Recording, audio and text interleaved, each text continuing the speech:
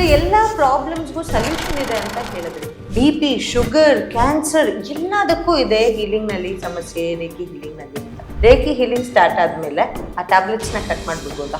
ಖಂಡಿತ ಇಲ್ಲ. ಆ ಟ್ಯಾಬ್ಲೆಟ್ ತಕ್ಷಣ ನಿಲ್ಲಿಸಿದಾಗ ಏನಾಗುತ್ತಂದರೆ ರೇಖಿ ಪವರು ಅಷ್ಟು ಬೇಗ ಹೋಗಿ ಆ ಭಾಗದ ಮೇಲೆ ಅದು ವರ್ಕ್ ಮಾಡೋದಿಲ್ಲ.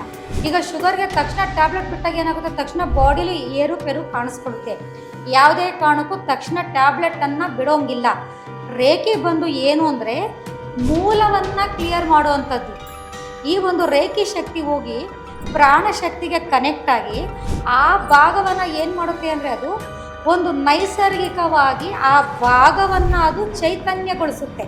ಈಗಿನ ಜನ್ರೇಷನಲ್ಲಿರುವಂತಹ ಫುಡ್ ಇರ್ಬೋದು, ಇಲ್ಲ ಒಂದು ಸ್ಟ್ರೆಸ್ ಲೆವೆಲ್ ಇರ್ಬೋದು, ಅಂದರೆ ಒಂದು ಮಾನಸಿಕ ಒತ್ತಡ, ಡಿಪ್ರೆಷನು, ಇದರಿಂದ ಶುಗರ್ ಸ್ಟಾರ್ಟ್ ಆಗ್ತಾ ಇದೆ.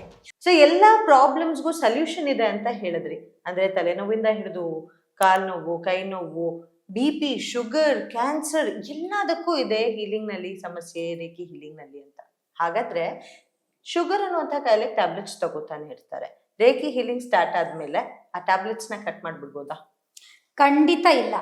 ಯಾಕೆ ಅಂದರೆ ಯಾವುದೇ ಒಂದು ಕಾಯಿಲೆ ಯಾವುದು ಲಾಂಗ್ ಟೈಮ್ ತಗೊಳುತ್ತೋ ಅದಕ್ಕೆ ಏನು ಟ್ಯಾಬ್ಲೆಟನ್ನು ತಗೊಳ್ತಾ ಇರ್ತಾರೋ ಖಂಡಿತವಾಗ್ಲೂ ಟ್ಯಾಬ್ಲೆಟನ್ನು ನಿಲ್ಲಿಸಂಗಿಲ್ಲ.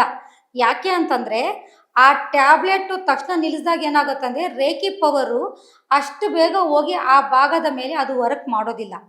ಒಂದು ಮೈಂಡು ಟ್ಯಾಬ್ಲೆಟ್ ಇಲ್ಲದೆ ಥರ ಒಂದು ಆ ಸಮಸ್ಯೆಯಿಂದ ಹೊರಗಡೆ ಬರಬೇಕಾದ್ರೆ ಫಸ್ಟು ಮೈಂಡ್ಗೆ ನಾವು ಹಿಪ್ನೋಟೈಸನ್ನು ಮಾಡಿರ್ತೀವಿ. ಅದು ಮೈಂಡ್ ಸೆಟ್ ಆಗೋಕ್ಕೆ ಸ್ವಲ್ಪ ದಿನ ಟೈಮ್ ತಗೊಳುತ್ತೆ. ಮತ್ತು ನಾವು ಯಾವ ಭಾಗ, ಇವಾಗ ನೀವು ಶುಗರ್ ಅಂತ ಹೇಳಿದ್ರಿ, ಈಗ ಶುಗರ್ಗೆ ತಕ್ಷಣ ಟ್ಯಾಬ್ಲೆಟ್ ಬಿಟ್ಟಾಗ ಏನಾಗುತ್ತೆ, ತಕ್ಷಣ ಬಾಡಿಲಿ ಏರುಪೇರು ಕಾಣಿಸ್ಕೊಳುತ್ತೆ. ಯಾವುದೇ ಕಾರಣಕ್ಕೂ ತಕ್ಷಣ ಟ್ಯಾಬ್ಲೆಟನ್ನು ಬಿಡೋಂಗಿಲ್ಲ. ರೇಖಿ ಬಂದು ಏನು ಅಂದರೆ ಮೂಲವನ್ನು ಕ್ಲಿಯರ್ ಮಾಡುವಂಥದ್ದು. ಅಂದರೆ ಈಗ ಅದೇನು ಮಾಡುತ್ತೆ, ಫ್ಯಾಂಕ್ರಿಯವನ್ನು ಆ್ಯಕ್ಟಿವೇಟ್ ಮಾಡುತ್ತೆ. ಈಗ ನಮಗೆ ಶುಗರ್ ಬರೋದಕ್ಕೆ ಅಲ್ಲಿ ಮೂಲ ರೀಸನ್ನು ಅಲ್ಲಿ ಇನ್ಸುಲಿನ್ ಹಾರ್ಮೋನ್ ಅಲ್ಲಿ ಏನಕ್ಕೆ ಏರುಪೇರು ಆಗ್ತಾ ಇದೆ, ಅದಕ್ಕೆ ಕಾರಣ ಆಗಿರುವಂತಹ ಫ್ಯಾಂಕ್ರಿಯಾನ ಒಂದು ಅಂಗಾಂಗ ಅಲ್ಲಿ ಯಾಕೆ ವೈಫಲ್ಯ ಆಗಿದೆ, ಅದನ್ನು ರೆಡಿ ಮಾಡೋಕ್ಕೆ ಇದು ಶುರು ಆಗುತ್ತೆ. ಈ ಒಂದು ರೇಖಿ ಶಕ್ತಿ ಹೋಗಿ ಪ್ರಾಣ ಶಕ್ತಿಗೆ ಕನೆಕ್ಟ್ ಆಗಿ ಆ ಭಾಗವನ್ನು ಏನು ಮಾಡುತ್ತೆ ಅಂದರೆ ಅದು ಒಂದು ನೈಸರ್ಗಿಕವಾಗಿ ಆ ಭಾಗವನ್ನು ಅದು ಚೈತನ್ಯಗೊಳಿಸುತ್ತೆ. ಆ ಚೈತನ್ಯಗೊಳಿಸ್ಬೇಕಂದ್ರೆ ಟೈಮ್ ತಗೊಳುತ್ತೆ. 1 ತಿಂಗಳು ತಗೋಬೋದು, 2 ತಿಂಗಳು ತಗೋಬೋದು, 3 ತಿಂಗಳು ಟೈಮ್ ತಗೋಬೋದು. ಆಗ ನಾವೇನು ಮಾಡಬೇಕು, ತಗೊತಾರುವ ಡೋಸೇಜಸನ್ನು ಸ್ವಲ್ಪ ಸ್ವಲ್ಪವಾಗಿ ಕಮ್ಮಿ ಮಾಡಿಕೊಂಡು ಆಮೇಲೆ ನಾವು ಟ್ಯಾಬ್ಲೆಟನ್ನು ಬಿಡಬೇಕಾಗುತ್ತೆ.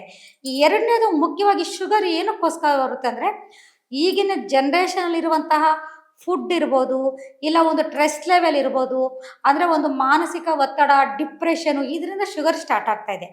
ನಾವಿಲ್ಲಿ ಹಿಪ್ನೋಟೈಸಲ್ಲಿ ಏನು ಮಾಡಿರ್ತೀವಿ, ಮೇನು ಮೈಂಡನ್ನು ನಾವು ಕೂಲ್ ಮಾಡಿರ್ತೀವಿ.